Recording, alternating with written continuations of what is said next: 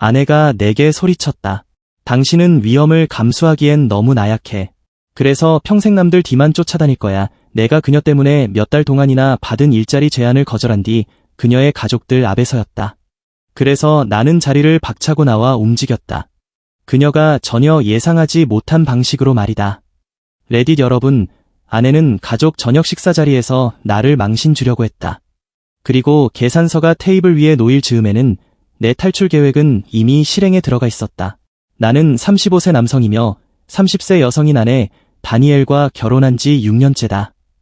우리는 지인들의 소개로 기억에도 남지 않는 어떤 파티에서 만났는데 그날 그녀는 방 안에서 가장 자신감 넘치는 사람이었다. 나는 그 점에 깊이 인상을 받았다. 다니엘은 대형 금융사에서 일하는 수석 회계사였다. 항상 자기 의견이 분명하고 한 번도 스스로를 의심하지 않는 유형의 사람이었다. 나는 제약 영업일을 하며 목표 실적을 채우고 내 역할에 충실한 삶을 살고 있었다.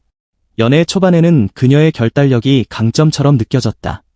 어느 식당에 갈지, 어떤 가구를 살지, 모든 일을 그녀가 처리했고 나는 일에만 집중하면 됐다. 그것이 도움이 아니라 통제였다는 사실을 깨닫기까지 몇 년이 걸렸다. 그리고 내가 그것을 알아차렸을 무렵에는 그녀는 이미 5년 넘게 우리 주변의 모든 사람들, 심지어 나 자신에게까지 내가 그녀 없이는 제대로 기능할 수 없는 사람이라는 인식을 심어놓은 뒤였다. 그녀의 관리와 구조가 없으면 나는 무너질 거라는 것, 내가 약한 쪽이라는 것을 말이다. 나 역시 그 말을 믿기 시작했는데 그날 저녁 식사 자리에서 그녀가 20명의 목격자 앞에서 그 속마음을 그대로 내뱉기 전까지는 말이다. 그 금요일 밤 블랙우드 그릴은 사람들로 가득 차 있었다. 벽돌이 드러난 비싼 스테이크 하우스에 곳곳에 달린 촌스러운 에디슨 전구들, 스테이크 한 접시에 $38를 받으면서 마치 자선 사업이라도 하는 양 행동하는 곳이었다. 우리는 다니엘의 아버지가 목소리를 마음껏 울릴 공간을 좋아한다는 이유로 뒤쪽 공간 전체를 예약해 두었다. 들어서는 순간부터 뭔가 이상하다는 걸 알아챘어야 했다.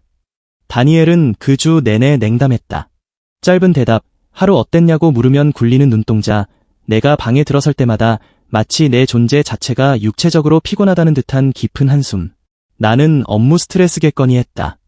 감사 시즌, 장시간 근무, 대기업의 피로감 같은 거 말이다. 하지만 틀렸다. 그녀는 그 주 내내 방아쇠를 당길 완벽한 순간을 기다리며 총을 장전하고 있었고 최대한 많은 증인들 앞에서 실행할 생각이었다. 내가 스테이크를 먹고 있던 중 다니엘의 여동생 로런이 최근 지역관리자 승진 이야기를 꺼냈다. 테이블에 있던 모두가 축하를 건넸고 나는 잔을 들었다. 축하해, 로런. 자격 충분해. 그녀는 고개를 끄덕이며 말했다. 고마워. 몇 년 동안 정말 죽어라 일했거든. 그때 늘 그렇듯 늦게 트로이가 들어왔다. 다니엘의 오빠인 그는 사람들을 단번에 편안하게 만드는 에너지를 지닌 인물이었다. 대학 미식축구 라인베커 출신 같은 덩치에 스포츠 재킷 안에 하와이안 셔츠를 입고 나타났는데 그답게도 전혀 어색하지 않았다.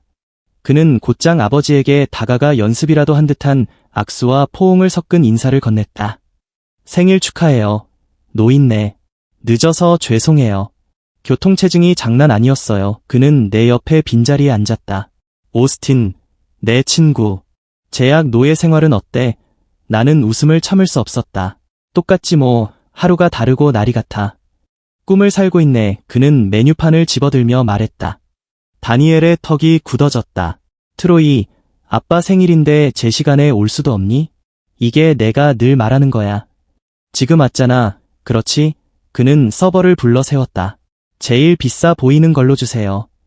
아빠가 계산하시는 거죠? 그녀의 아버지는 웃었다. 와줘서 반갑다. 아들. 저도요. 아버지. 트로이는 테이블을 훑어보며 말했다. 그래서 내가 뭘 놓쳤지? 약혼, 이혼, 아니면 체포라도? 우리는 커리어 성취에 대해 이야기하고 있었단다. 그녀의 어머니가 날카롭게 말했다. 아, 완벽하네요. 제가 제일 좋아하는 주제죠. 트로이는 몸을 뒤로 기대며 말했다. 그럼 제가 먼저 할게요. 또 한 해 동안 해고를 피하는 데 성공했습니다. 작은 승리죠. 다니엘은 뭔가를 집어 던지고 싶어 보였다. 이래서 아무도 널 진지하게 보지 않는 거야. 트로이, 넌 모든 걸 농담으로 취급하잖아. 눈을 조금만 가늘게 뜨고 보면 대부분의 일은 웃기거든. 그는 나를 돌아보았다. 오스틴도 알지, 친구. 내가 대답하기도 전에 로런이 다시 끼어들었다. 아직 스포트라이트를 즐기고 있었던 것이다. 트로이, 도대체 언제 커리어에 진지해질 거야? 너 이제 32인데 서부에 있는 그 작은 의료 영업회사에서 아직도 일하고 있잖아. 난 작은 게 좋아. 그는 웃었다. 드라마는 적고 사람들은 더 괜찮고 게다가 대부분의 날에 제대로 된 바지를 안 입어도 되거든.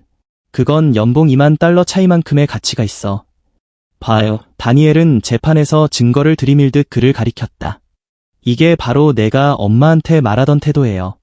야망도 없고 추진력도 없이 그냥 인생을 흘려보내면서 농담이나 하고 다른 사람들은 실제로 뭔가를 이루고 있는데 말이에요. 테이블은 조용해졌다. 불편할 정도로 무거운 침묵이었다. 트로이는 그저 어깨를 으쓱했다. 난 내가 하는 일에 능숙해. 급여도 괜찮고 상사도 마음에 들어. 인생은 짧아. 죽고 나면 아무도 기억하지 않을 직함을 쫓느라 왜 불행해져야 하지. 그러자 다니엘이 날카로운 목소리로 말했다. 그건 완전히 패배자 마인드야. 넌 인생에서 의미 있는 무언가를 해낼 수도 있었어. 그런데 평범함에 안주해놓고 그걸 마치 고결한 선택인 양 스스로를 세뇌하고 있잖아. 다니엘, 아버지가 경고했지만 그녀는 멈추지 않았다. 넌 32이야.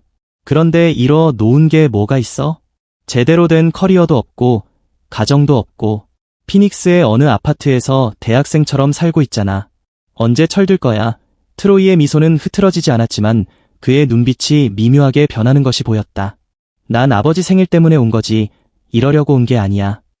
누군가는 말해줘야 할 걸. 다니엘이 쏘아붙였다. 사람들이 내 저조한 성취를 귀엽다고 감싸주지만 않았어도 넌 진작 인생에서 뭔가를 했을 거야. 그녀의 어머니가 다니엘의 팔을 살짝 잡았다. 애야, 그만하자. 아니요, 맞는 말이에요. 트로이가 가볍게 끼어들었다. 난 엄청난 실망거리죠. 늘 그랬고요. 그래도 최소한 스테이크하우스에 하와이안 셔츠 입고 나타난 실망거리는 됐네요. 콘셉트에는 충실해야죠. 몇 사람이 긴장된 웃음을 흘렸고 다니엘은 그가 진지하게 반응하지 않는 것이 더 화가 난 듯 보였다. 그때 로런이 지루함의 문제를 일으키기 직전이라는 표정으로 나를 바라봤다. 그럼 오스틴은? 아직도 그 제약 영업일 하고 있어. 회사 다닌 지 이제 5년 됐어. 회사도 괜찮고 복지도 안정적이야. 나는 꾸준히 목표를 달성했고 여러 대형 유료 그룹과 탄탄한 거래를 쌓았으며 괜찮은 수입의 회사 차량과 성과급도 받고 있었지만 그 말을 다 하기도 전에 다니엘이 끼어들었다. 오스틴은 지금 상황에 아주 만족하고 있어요.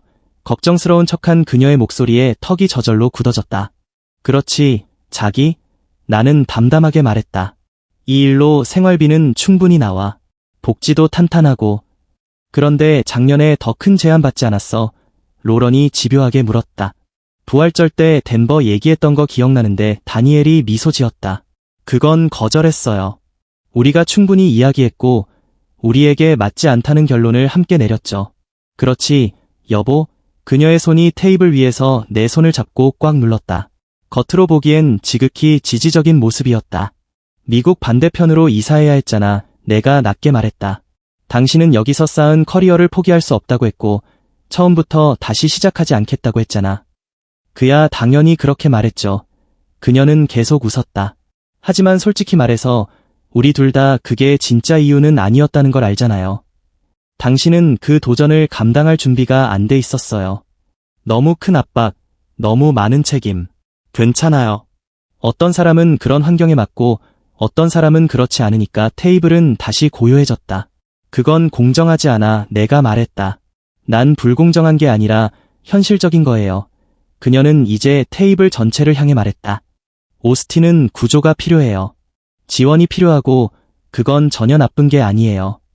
모두가 혼자서 고압적인 상황을 감당할 수 있는 건 아니니까요. 어떤 사람들은 누군가가 관리해줄 때 더 잘 기능하죠. 그래서 우리가 그렇게 잘 맞는 거예요. 그녀의 어머니는 실제로 고개를 끄덕였다. 난 압박 잘 견뎌. 내가 말했다. 물론이죠. 자기. 그녀의 엄지가 내 손 위에서 원을 그리듯 움직였다. 지원이 있을 때는요. 하지만 그 일을 받아들였다면 당신은 새로운 도시에서 완전히 혼자였을 거예요. 도와줄 사람도, 문제를 함께 풀 사람도, 안전망도 없이요. 그리고 그게 어떻게 끝났을지 우리 둘 다 알고 있잖아요. 그녀의 아버지가 헛기침을 했다. 이제 디저트 주문하는 게 어떻겠니? 그러나 다니엘은 들은 척도 하지 않았다. 사실 오스틴에게 필요한 건 승진보다 안정이에요. 의지할 누군가가 필요하죠. 그녀는 잠시 말을 멈추고 슬프지만 다 아는 사람이라는 표정으로 테이블을 둘러봤다. 그리고 솔직히 말해서 그가 정말로 완전히 혼자서 무언가를 해보려고 한다면 그는 크게 고전할 거예요. 그건 제가 못되게 구는 게 아니라 제 남편이 어떤 사람인지에 대해 솔직하게 말하는 거예요. 테이블 위의 모든 시선이 나에게 꽂혔다. 구석 부스에 앉아있던 커플은 식사를 멈췄고 뒤쪽 가족도 말을 잃었으며 서버조차 속도를 늦추다 방향을 틀었다. 당신 말은 내가 당신 없이는 제대로 기능하지 못한다는 거야? 내가 물었다. 내 말은 당신은 지원이 있을 때 가장 잘 기능한다는 거예요. 차이가 있죠. 그녀의 목소리는 끝까지 차분했다. 그녀의 목소리는 끝까지 부드러웠다. 지금 당장 저 문을 나가서 짐을 싸고 완전히 혼자서 해보겠다고 하면 길어야 2주 안에 돌아올 거예요. 어쩌면 그보다 더 빨리요. 그게 당신의 본질이니까. 그녀는 미소를 지으며 내 손을 다정하게 꼭 쥐고 그렇게 말했다. 마치 내 한계를 나로부터 보호해주는 사람처럼 들리게 말이다. 그 테이블에 앉아있던 모두가 연민의 눈빛으로 나를 보고 있었다. 차라리 소리를 질렀다면 덜했을 것이다. 그 순간 내 머릿속에서 무언가가 딱 하고 끊어졌다. 끝이었다. 이건 스트레스 때문이 아니었다. 이것이 바로 그녀가 진심으로 나를 어떻게 보고 있었는지였다. 아마도 수년간 내 뒤에서 떠들어왔던 생각일 것이다. 그녀는 내가 나약하고 의존적이며 스스로 아무것도 할 수 없는 사람이라고 믿고 있었고 그걸 모두에게 알리고 싶어 했다. 나는 자리에서 일어섰다. 의자가 바닥을 긁는 소리가 크게 울려 열어 테이블의 시선이 한꺼번에 쏠렸다. 어디 가는 거야, 자기? 다니엘이 걱정스러운 듯 여전히 부드러운 목소리로 물었다. 나는 지갑을 꺼내 $420를 세어 테이블 위에 내려놓았다. 그리고 그녀의 아버지를 바라보며 말했다.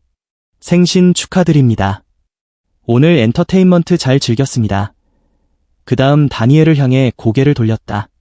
목소리는 평평했다. 2주라고 했지? 내가 기어 돌아오기까지 최대 2주라며. 그럼 좀 더 재미있게 해보자. 난 2년을 줄게. 그동안 난 소식조차 없을 거야. 이번엔 당신 인생을 직접 관리하는 걸 즐겨봐. 나는 뒤돌아보지 않고 그대로 식당을 가로질러 걸어나갔다. 우리 이야기를 듣고 있던 모든 테이블을 지나 발을 지나 출구로 향했다. 봐요? 뒤에서 다니엘의 목소리가 들려왔다. 이게 제가 말하던 거예요. 일이 어려워지면 그는 그냥 차단하고 도망쳐요. 내일 아침이면 돌아올 거예요. 두고 보세요. 나는 뒤돌아보지 않았다. 그대로 문을 밀고 나가자 저녁 공기가 차가운 물처럼 온몸을 덮쳤다. 주차장에서 내 실버라도에 다가갔을 때 손은 떨리지 않았다. 오히려 이상할 정도로 안정돼 있었다. 왜냐하면 이제야 내가 정확히 무엇을 해야 하는지 완전히 이해했기 때문이다. 그녀는 20명 앞에서 내가 그녀 없이는 살아남지 못한다고 말했다. 몇 주 안에 기어 돌아올 거라고 단언했다. 오답이었다. 이제 그녀가 얼마나 틀렸는지 증명할 시간이었다. 나는 주차장 조명 아래 트럭 안에 앉아 몇 달 만에 처음으로 맑은 정신으로 생각했다. 그때 휴대폰이 울리기 시작했다. 로런에게서 온 문자였다. 어디 갔어? 다니엘이 내 걱정하고 있어. 나는 휴대폰을 뒤집어 놓고 9번국도 옆에 있는 올라이트 다이너로 차를 몰았다. 커피를 주문했다. 블랙으로. 그리고 2시간 동안 증거를 모았다. 무시하는 말투의 문자 메시지 스크린샷, 내가 더 적게 벌면서도 생활비의 53%를 부담했다는 공동 계좌 기록들, 모든 자료를 세 곳에 백업했다. 그러다 9개월 전 이메일 하나를 찾았다. 덴버에 있는 커버넌트 메디컬의 채용 담당자, 다니엘이 이사하지 않겠다고 해서 포기했던 그 제안이었다. 지역 영업 디렉터, 연봉 48% 인상. 나는 밤 11시 52분에 답장을 눌렀다. 브레넌 씨, 마지막으로 해당 포지션에 대해 논의한 이후 상당한 시간이 지난 것을 알고 있습니다. 만약 그 기회나 유사한 자리가 아직 유효하다면 다시 한번 관심을 표하고 싶습니다. 제 개인적인 상황이 변경되어 현재는 이전에 제약이 없습니다. 추가. 논의가 가능하다면 알려주시기 바랍니다. 감사합니다. 오스틴 전송 버튼을 눌렀다. 그 다음 40번 고속도로에 있는 허름한 모텔로 향했다. 하룻밤에 $68였지만 트럭에서 자고 다니엘에게 만족감을 줄 생각은 없었다. 야간 근무를 서던 프런트 직원은 거의 화석에 가까운 노인이었고 현금으로 사흘치를 선불로 내밀어도 십자말풀이에서 눈을 떼지 않았다. 방 안에는 수십 년간의 산업용 세제가 담배 냄새와 싸워온 듯한 냄새가 배어 있었다. 하지만 그 방은 내 것이었다. 누구의 의견도 없고 점수 매기는 사람도 없고 내가 기능하기 위해 감독이 필요하다는 설명을 대신 해줄 사람도 없었다. 나는 임대 계약서를 열어봤다. 두 사람 이름이 모두 적혀 있었지만 작년 갱신 서명은 다니엘 혼자만 되어 있었다. 그때 나는 출장 중이었고 그녀는 내 서명을 전자 방식으로 추가했다고 말했었다. 사실이 아니었다. 이 부분은 변호사에게 반드시 확인해야겠다고 메모했다. 이어서 내가 소유한 모든 물건의 상세 목록을 작성했다. 결혼 전부터 가진 것, 결혼 후 구입한 것, 가족에게 받은 선물까지 허점이 없도록 정리했다. 그리고 휴대폰을 껐다. 잠을 자려고 했지만 대부분의 밤을 물 얼룩이 남은 천장을 바라보며 보냈다. 감정은 없었고 오직 차가운 명확함만이 있었다. 아침은 오전 6시 15분에 찾아왔다. 휴대폰을 켜니 문자 31통, 부재 중 전화 19통. 모두 무시했다. 단 하나의 이메일을 제외하고 브레너는 오전 6시 4분에 답장을 보내왔다. 지역 디렉터 자리는 이미 채워졌지만 다른 제안이 있다는 내용이었다. 사우스웨스트 테리토리 디렉터, 담당 영업사원 8명. 4개 주에 걸친 구역이었다. 기본 연봉은 기존보다 48% 높았고 모든 복지 혜택이 포함되어 있었으며 이전 지원도 제공됐다. 그 지역은 성과가 부진한 상태였고 그는 빠르게 안정시킬 수 있는 사람이 필요하다고 했다. 그는 구체적인 수치를 나열했는데 솔직히 말도 안 되게 좋았다. 정오 전에 전화 달라고 했다. 나는 오전 6시 31분에 그에게 전화를 걸었다. 우리는 43분 동안 이야기를 나눴다. 언제 시작할 수 있습니까? 그가 물었다. 2주 후입니다. 정식으로 인수인계하고 이동 준비를 해야 합니다. 환영합니다. 오스틴. 전화를 끊고 나는 잠시 그대로 앉아 있었다. 단 한 통의 전화로 모든 것이 바뀌었다. 그때 다니엘에게서 전화가 왔다. 3번 울리게 둔 뒤 받았다. 어디야? 그녀의 목소리는 걱정이 아니라 짜증에 가까웠다. 내가 있어야 할 곳에 없다는 사실이 못마땅하다는 듯했다. 고속도로 근처 싸구려 모텔이야. 23번 방 열쇠 필요하면 와. 이건 말도 안 돼. 지금 당장 집에 와서 어젯밤 일을 어른답게 이야기해야지. 이야기할 건 없어. 난 당신의 한계를 현실적으로 보게 해주려고 한 거야. 솔직한 피드백에 과민 반응하는 거라고. 나는 웃음이 터져나왔다. 당신은 20명 앞에서 내가 당신 없이는 기능하지 못한다고 했어. 혼자 해보려고 하면 실패할 거라고, 2주 안에 기어 돌아올 거라고 말했지. 난 당신의 필요에 대해 현실적으로 말했을 뿐이야. 방금 덴버에 있는 사우스웨스트 테리토리 디렉터 자리를 수락했어. 연봉은 48% 인상이고 2주 후에 시작해. 우리 사이는 끝이야. 긴 침묵이 흘렀다. 그 다음 그녀가 말했다. 날 죄책감 느끼게 하려고 거짓말하는 거지. 당신이 편해질 수 있는 걸 믿어. 이번 달 월세에 내 몫은 낼게. 그 다음부턴 알아서 해. 임대 계약을 그렇게 버릴 순 없어. 유기했다고 신고할 거야. 법적으로 최대한 어렵게 만들겠어. 흥미롭네. 작년에 내가 출장 중일 때 당신 혼자 갱신 서명한 거 봤거든. 내 서명은 없더라. 디지털로 추가했다고 했지. 안 됐어. 변호사랑 꽤 재미있는 대화가 되겠네. 또다시 침묵이 흘렀다. 이번엔 더 길었다. 설마 그럴 리가. 지켜봐. 월요일 아침 8시 정각에 변호사 미팅이 잡혀 있어. 자료는 전부 준비됐고. 주말 잘 보내, 다니엘. 나는 전화를 끊고 그녀의 번호를 차단했다. 아무 감정도 느껴지지 않았다. 30초쯤 지나 휴대폰이 다시 울렸다. 모르는 번호로 온 문자였다. 오스틴, 트로이야. 얘기 좀 할 수 있을까? 그녀 얘기는 아니고 다른 이야기야. 가능할 때 전화 줘. 흥미로웠다. 나는 그에게 전화를 걸었다. 그날 저녁은 진짜 지옥이었어. 트로이의 목소리는 가볍지만 솔직했다. 봐, 다니엘이 내 여동생이긴 하지만 누가 공개석상에서 나한테 그렇게 말했으면 나도 바로 나갔을 거야. 선을 15개는 넘었어. 고마워. 그리고 말인데 난 피닉스에서 유료 영업을 하고 있어. 작은 회사지만 인맥은 탄탄해. 내가 덴버로 진지하게 간다면 서부 쪽 사람들 좀 알아. 병원 시스템, 장비 유통업체들, 그쪽 3개 말이야. 내가 몇 명 소개해 줄게. 정착하는 데 도움이 될 거야.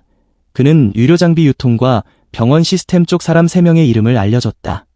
그러고는 덧붙였다. 아, 참고로 말하면 다니엘은 내가 대기업 코스를 안 탔다고 평생 날 실패자 취급했어. 그리고는 웃으며 말했다. 타이밍도 웃기지. 우리 회사가 커버넌트 메디컬에 인수될 가능성이 있어. 그렇게 되면 몇 달 안에 덴버 관할로 옮길 수도 있거든. 내가 덴버로 가서 제대로 성공하는 거, 그거 그녀 속을 제대로 태울 거야. 솔직히 그래서 더 돕고 싶어. 진심으로 고맙다. 별말을 다해.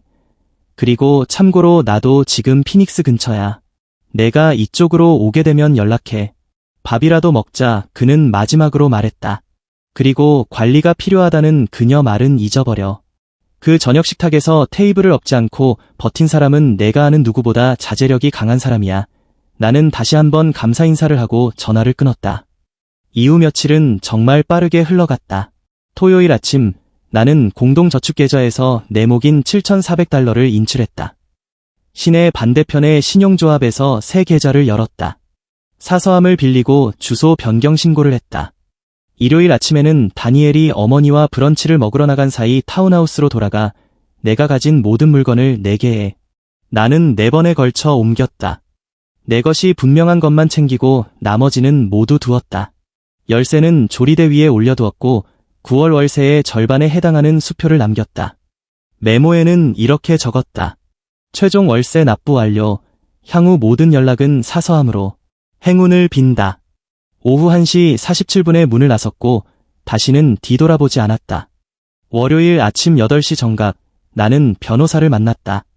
예전에 삼촌의 유산 문제를 맡았던 지역 변호사였다. 사실관계를 설명하고 준비한 자료를 모두 보여주자 그는 임대 계약서에 찍힌 위조된 서명을 보고 실제로 휘파람을 불었다. 이건 명백한 사기입니다. 이 갱신 계약은 당신에게 법적 효력이 없어요.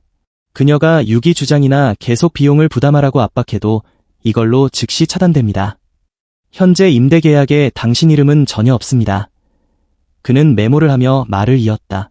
다만 말씀하신 성향대로라면 그녀는 강하게 싸울 겁니다. 유기 주장, 배우자 부양비 요구, 자산 분할 다툼까지 끌고 갈 가능성이 큽니다. 제대로 변호인을 쓰면 4개월에서 6개월, 어쩌면 더 걸릴 수도 있어요. 비용은요? 착수금은 $2,500입니다. 상대가 강하게 나오면 앞으로 몇 달 동안 추가로 $3,000에서 $4,000 정도, 사안이 격해지면 더 들 수도 있고요. 내 저축의 3분의 1이었지만 결혼을 유지하는 비용이 훨씬 더 컸다. 진행하시죠. 즉시 접수해주세요. 송달은 어디로 할까요? 그녀 회사로요.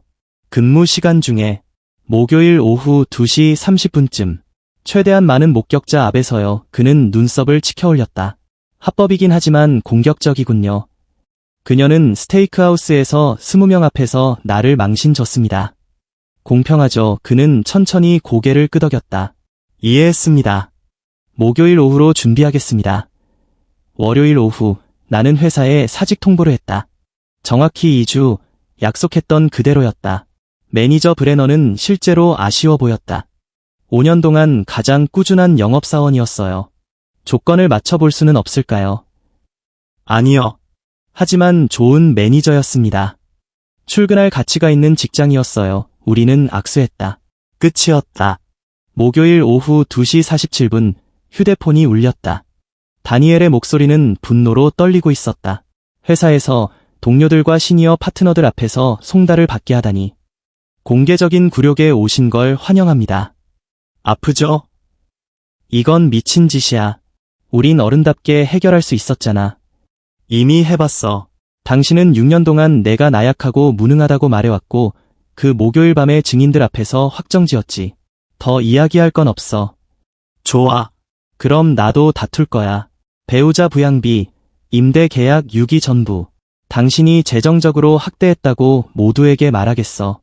내 변호사는 최소 6개월은 끌 수 있고 당신을 말려 죽일 수 있다고 했어. 기대할게. 나는 그렇게 말하고 전화를 끊었다. 그녀는 허세가 아니었다. 그녀의 변호사는 이혼을 다투고 유기를 주장하고 배우자 부양비를 요구하며 공격적으로 나왔다. 몇 주 동안 상대 측은 질문서와 각종 신청으로 나를 압박했고 그때마다 변호사에게서 전화가 올 때마다 수백 달러가 사라졌다. 이전 회사에서의 마지막 근무일은 두 번째 금요일이었다. 그날 오후 최종 급여가 들어왔다. 세후 4,100달러. 착수금을 내고 남은 돈과 합쳐 총 8,900달러, 현명하게 쓰면 새 출발이 가능한 금액이었다. 토요일 아침, 나는 실버라도에 짐을 싣고 서쪽으로 운전을 시작했다. 덴버까지는 중간 휴식을 포함해 14시간 거리였다. 숙박비를 아끼기 위해 한 번에 밀어붙였다. 밤 11시 47분에 시 경계에 도착했다. 커버넌트 메디컬 본사 근처에 저렴한 장기 체류 모텔을 찾았다. 주 단위로 결제하면 하룻밤 49달러였다. 로비에는 오래된 커피 냄새, 카페트에는 정체를 알 수 없는 얼룩이 있었지만 당장은 충분했다. 월요일 아침 8시 정각, 나는 커버넌트 메디컬에 출근했다. 유리로 된 현대적인 건물, 7층 규모였다. 브레넌이 직접 내려와 맞았다. 환영합니다. 오스틴. 재난을 고칠 준비 됐나요? 오전 대부분은 오리엔테이션으로 지나갔고 점심 후 브레넌은 나를 팀에 소개했다. 4개 주에 걸쳐있는 8명의 영업사원, 연령과 배경도 제각각이었다. 몇몇은 회의적인 표정이었다. 18개월 동안 세 번째 디렉터라면 신뢰를 주기 어려웠을 것이다. 처음 2달은 혼돈 그 자체였다. 구역 상황은 브레넌이 말한 것보다 훨씬 나빴다.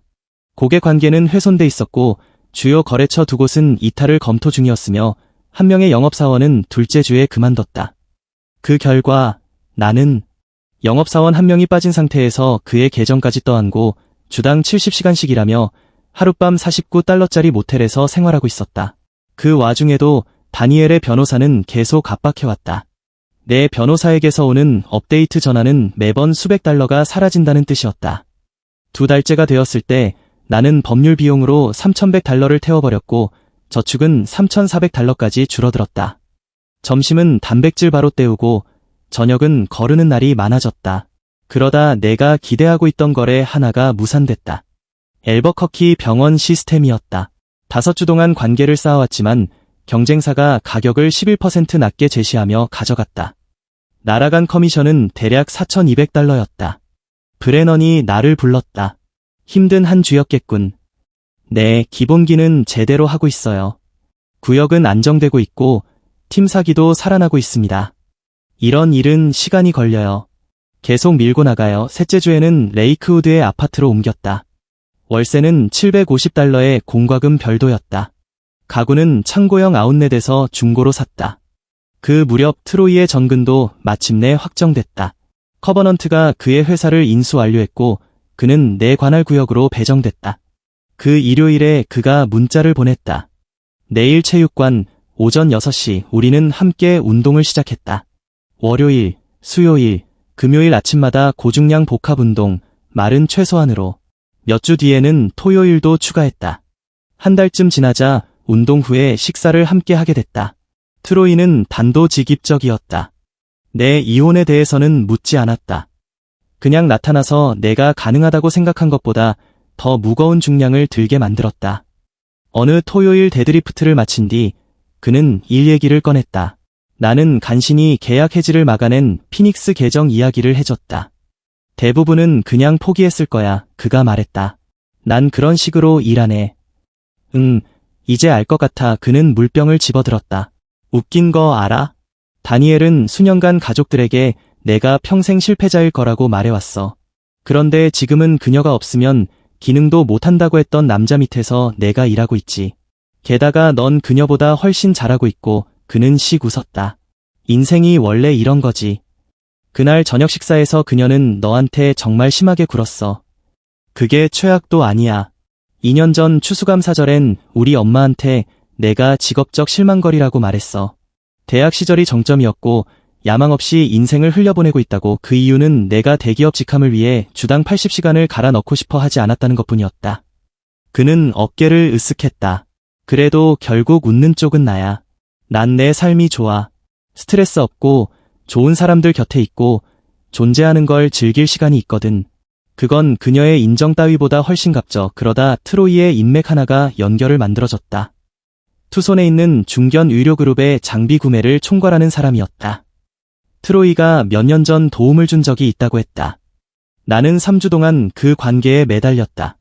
여러 차례 통화했고 비용을 자비로 들여 현장 방문도 2번 했다. 피드백을 반영해 제안서를 4번이나 수정했다. 그리고 마침내 계약을 성사시켰다. 18개월 계약, 총액 $85,000, 커미션은 $2,800. 몇 달 만에 처음으로 숨을 돌릴 수 있는 금액이었다. 그날 밤 우리는 스테이크하우스에 가서 축하했다. 식사를 하다 말고 트로이가 물잔을 들어 올렸다. 사람들이 틀렸다는 걸 증명하는데 건배. 나도 그 건배에 동의해. 그는 몸을 기대며 말했다. 지금쯤 다니엘은 미쳐가고 있을 거야. 무능하다고 여겼던 남편은 나라 반대편으로 이사해서 더 좋은 직장을 얻고 다시 올라가고 있고, 실패자라고 불렀던 오빠는 내 밑에서 잘만 일하고 있잖아. 이것 꽤 아플걸. 셋째 달에는 좋은 소식이 왔다. 변호사에게서 전화가 왔다. 다니엘 쪽에서 합의를 권하고 있습니다. 배우자 부양비는 설득력이 없어요. 당신 자료는 완벽합니다. 위조된 임대 계약 서명 때문에 유기 주장도 흔들리고 있고요. 완전 분리 조건입니다. 상호 부양비 없음. 사기 주장을 철회하는 조건으로 받아들이는 게 좋겠습니다. 넷째 달에 판결문이 도착했다. 깔끔한 종결이었다. 총법률 비용은 $6,800. 초기 저축의 대부분은 사라졌지만 나는 자유였다. 5째 달부터 8째 달까지는 꾸준한 성장기였다. 구역은 점점 나아졌고 팀 사기도 올라갔다. 그리고 5째 달 진짜 돌파구가 찾아왔다. 사우스웨스트 메디컬 그룹 확장 건이었다. 트로이가 구매 책임자를 알고 있다고 언급한 적이 있었고 나는 그 인맥을 6주 동안 공들여 관리해왔다. 여러 차례 프레젠테이션과 현장 방문 끝에 마침내 승인을 받아냈다. 계약서에 서명이 들어갔다.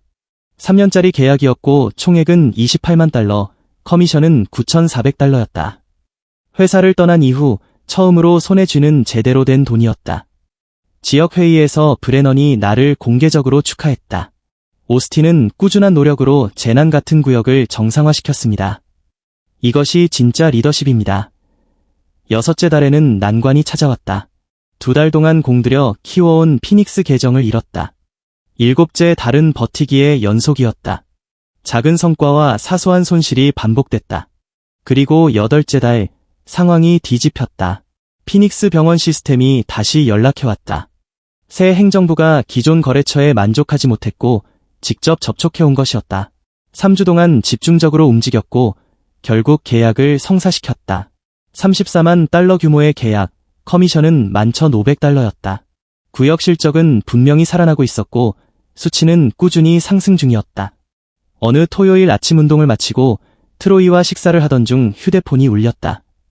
발신자 표시 없는 번호에서 온 문자였고 영상 파일이 첨부돼 있었다. 메시지는 단 한 줄이었다. 이거 보면 좋을 것 같아서 나는 열어봤다. 블랙우드 그릴에서 촬영된 휴대폰 영상이었다. 테이블 맞은편에서 찍은 것으로 보였고 길이는 3분 42초였다. 다니엘이 20명 앞에서 내가 얼마나 본질적으로 나약하고 무능한 사람인지 차분하게 설명하는 장면이 그대로 담겨 있었다. 걱정스러운 척 부드럽게 깔보는 그 어조까지 전부. 배경에는 누군가의 불편한 웃음소리도 들렸다. 제3자의 시선으로 보니 참혹했다. 뭐야 그게? 트로이가 물었다. 전 아내가 나를 공개적으로 망신 준 그날 영상이야. 로런이 보냈어. 그걸 보낸 거지?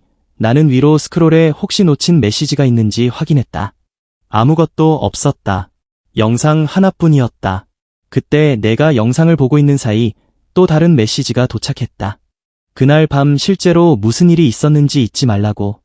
혹시 내가 스스로 너무 잘 지내고 있다고 느끼기 시작했을까 봐.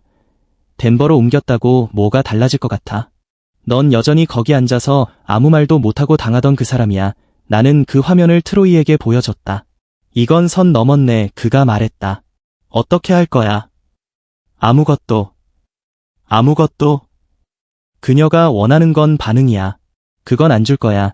나는 영상을 휴대폰 보관함으로 옮기고 로런의 번호를 차단한 뒤 메시지를 삭제했다. 그리고 아무 일도 없다는 듯 식사를 계속했다. 그게 다야? 트로이가 물었다. 그게 전부야. 내 인생 최고의 결정을 하게 만든 일을 두고 나를 죄책감 느끼게 하려는 거잖아. 그 힘을 줄 생각 없어. 트로이는 천천히 고개를 끄덕였다. 맞는 선택이야. 솔직히 저 영상은 내가 옳은 결정을 했다는 증거일 뿐이야. 공개석상에서 사람을 저렇게 대하는 인간은 내 시간 1초도 가질 자격 없어. 이틀 뒤 로런이 영상을 보낸 일로 다니엘의 아버지에게서 전화가 왔다. 그는 또 다니엘이 트로이가 내 밑에서 일하는 것 때문에 이성을 잃고 있다는 얘기도 전했다. 자기 오빠가 너를 선택했다면서 난리를 치고 있어. 가족을 배신했다고 계속 말하고 있더군. 솔직히 한심하지. 누구도 누구를 선택한 게 아니에요. 그냥 같이 일하고 가끔 운동하는 것뿐이에요. 알아. 하지만 다니엘 머릿속에서는 모두가 자기 편 아니면 적이야. 내 친구가 된 트로이는 최악의 배신이지. 몇 년 동안 그 애를 아무것도 이룬 게 없는 실패자라고 떠들어댔으니까 그는 한숨을 쉬었다. 그 애, 트로이 인생에 정말 큰 상처를 남겼어. 아버님 말씀이 맞아요. 저희 둘 다요. 그래도 지금은 둘 다 훨씬 나아졌죠. 트로이는 원래 좋은 아이야. 자기 박자로 사는 것뿐이지. 다니엘은 그걸 끝내 못 견뎠어. 집을 나온 지 10달이 지나서야 나는 비로소 안정됐다는 느낌을 받았다. 저축은 다시 쌓이고 있었고 일은 탄탄했으며 구역 성과도 확실했다. 그때 다니엘이 덴버로 이사왔다. 나는 커버넌트 고객 미팅에 그녀가 나타나면서 그 사실을 알게 됐다. 완전한 우연이었다. 그녀는 자기 회사의 덴버 지사를 대표해 같은 병원 시스템에 회계 서비스를 제안하러 온 것이었고 나는 장비 업그레이드건으로 그 자리에 있었다. 병원 관리자가 모두를 소개했다. 다니엘 차례가 되자 그녀의 얼굴이 창백해졌다. 두 분 아는 사이인가요? 관리자가 즉시 긴장을 감지하고 물었다. 전에 결혼했었습니다. 내가 말했다. 약 6개월 전에 이혼했고요. 아, 그는 불편한 표정을 지었다. 이거 좀 어색하네요. 우리가 어색하게 만들지만 않으면 됩니다. 내가 말했다. 저희는 둘 다 프로니까요. 회의는 그대로 진행됐다. 나는 커버넌트의 장비 제안을 발표했고 다니엘은 하트웰 파이낸셜의 회계 제안을 했다. 둘 다 내용은 탄탄했지만 병원 관리자는 내내 불편해 보였다. 회의가 끝난 뒤 다니엘은 주차장에서 나를 붙잡으려 했지만 나는 그대로 트럭에 올라타 떠났다.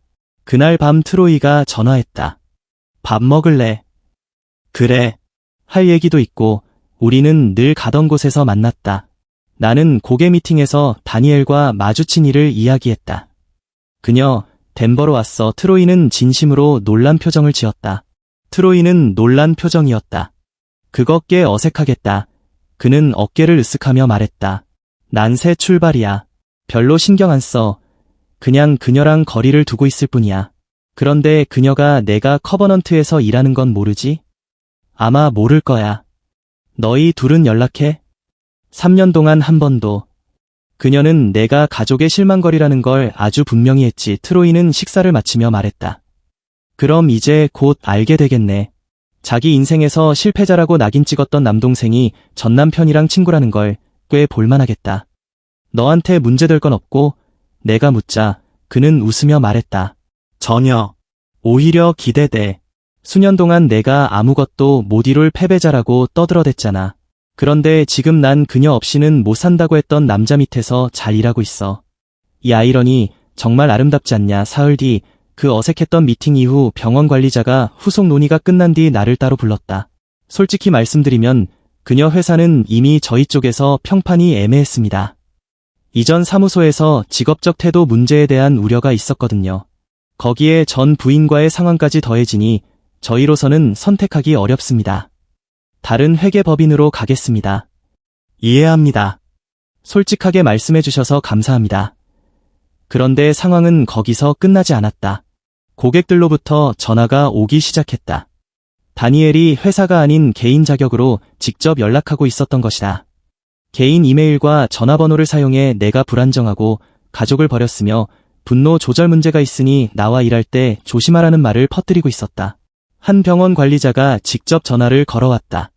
오스틴, 당신 전 부인이라고 주장하는 사람에게서 이상한 연락을 받았습니다. 당신의 성격과 신뢰성에 대해 우려스러운 말을 하더군요. 당신 입장을 듣고 싶습니다. 나는 차분히 설명했다. 공개적인 모욕, 이혼, 그리고 새 출발에 대해 판결문을 보여주고 브레넌과 이전 매니저의 추천도 제시했다. 그는 말했다. 그 정도면 충분합니다. 감정에서 나온 말 같군요. 솔직하게 말해줘서 고맙습니다. 문제 없습니다. 하지만 그녀는 네 곳의 다른 고객들에게도 연락했다. 그때마다 신뢰를 회복하기 위한 문서 정리와 설명이 필요했다. 5번째 항의가 접수된 뒤 브레넌이 나를 사무실로 불렀다. 당신 전 부인이 허위 주장으로 우리 고객들에게 연락하고 있습니다. 이건 불법적인 업무 방해이자 명예훼손입니다. 법무팀을 투입할까요? 나는 잠시 생각했다. 법적 대응은 진술 녹취, 자료 제출, 고객을 법정으로 끌어들이고 업계의 소문까지 불러올 수 있었다. 나는 아직 이곳에서 나 자신을 증명하는 중이었다. 아니요, 아직은요. 그녀는 반응을 원해요. 공개적으로 엉망이 되길 바라죠. 고객 한 명 한 명 직접 대응하겠습니다. 제 성과로 말하게 둘 겁니다. 상황이 커지면 그때 다시 논의하죠. 성숙한 판단이고 아마 옳은 선택입니다. 하지만 모든 걸 기록하세요. 모든 연락, 메시지, 항해 전부요. 계속된다면 당신 의사와 상관없이 개입할 겁니다.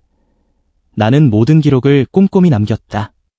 그 주 안에 회사 법무팀은 다니엘에게 중단 및 금지 통지서를 보냈다. 전문적이고 단호한 문서였고 방해 행위가 계속될 경우 법적 조치를 취하겠다는 경고가 담겨 있었다. 연락은 즉시 끊겼다. 이후 브레너는 나를 사우스웨스트 메디컬 리더십 콘퍼런스에 추천했다. 영업 전략을 주제로 한 업계 패널이었다. 다니엘은 중단 통지서가 도착하기 전에 이미 참석자로 등록한 상태였다. 콘퍼런스 당일 도심의 대형 행사장에는 수백 명의 업계 관계자들이 모였다. 패널 토론은 순조롭게 진행됐고 질문도 수준이 높았다. 나는 자신감이 있었다. 이후 15명이 다가와 명함을 교환했다. 그날 저녁 네트워킹 리셉션에서 나는 3명의 병원 관리자와 다기관 장비 업그레이드에 대해 논의하고 있었는데 다니엘이 다가왔다. 그녀는 몹시 동요한 모습이었다. 오스틴, 그녀가 말을 끊었다. 잠깐만 개인적으로 얘기할 수 있을까? 지금 이야기 중이야. 제발 5분만. 관리자 중 한 명이 불편한 표정을 지었고 나는 잠시 자리를 비켜 나왔다. 원하는 게 뭐야? 왜 내 인생은 전부 무너졌는데 너는 다 잘 풀리는지 알고 싶어. 당신은 나를 공개적으로 모욕했어. 그건 결과를 동반하지. 난 모든 걸 잃었어. 내 입지는 흔들리고 있고 계약은 따내지 못하고 월세 내기도 빠듯해. 그런데 넌 판넬로 연설하고 모두가 널 존중하잖아. 난 주당 70시간씩 일하면서 망가진 구역을 1년 동안 재건했어. 당신이 힘든 건 당신 행동의 결과가 돌아온 거야. 그건 관련 없어. 내가 여기저기 나타나니까 난 앞으로 나아갈 수가 없어. 그럼 떠나. 아무도 당신에게 여기 남으라고 강요하지 않아. 그녀의 눈에 눈물이 고였다. 여기로 이사 오면 새 출발이 될 줄 알았어. 그런데 오히려 모두가 이미 알고 있더라. 업계는 좁고 사람들은 말을 한다. 아마 그날 저녁 식사 이야기를 들었을 수도 있고 당신이 내 고객들에게 허위롭을 퍼뜨렸다는 이야기를 들었을 수도 있다. 어느 쪽이든 내 문제는 아니었다. 그때 트로이가 내 옆에 나타났다. 내가 연락하자 바로 회사에서 달려온 상태였고 나를 한번 보고 다니엘을 한번 본 뒤 상황을 파악하는데 2초도 걸리지 않았다. 갈 준비됐어? 그가 물었다. 다니엘은 그를 뚫어지게 바라봤다. 얼굴이 새하얗게 질렸다. 트로이, 내가 왜 여기 있어? 일 때문에. 그의 목소리는 차갑고 평평했다. 너 지금 그 사람이랑 일해. 그녀는 우리를 번갈아 보았다. 언제부터? 우리 회사가 인수되고 내가 이쪽으로 옮긴 뒤로. 대략 8달쯤 됐지. 좋은 상사야.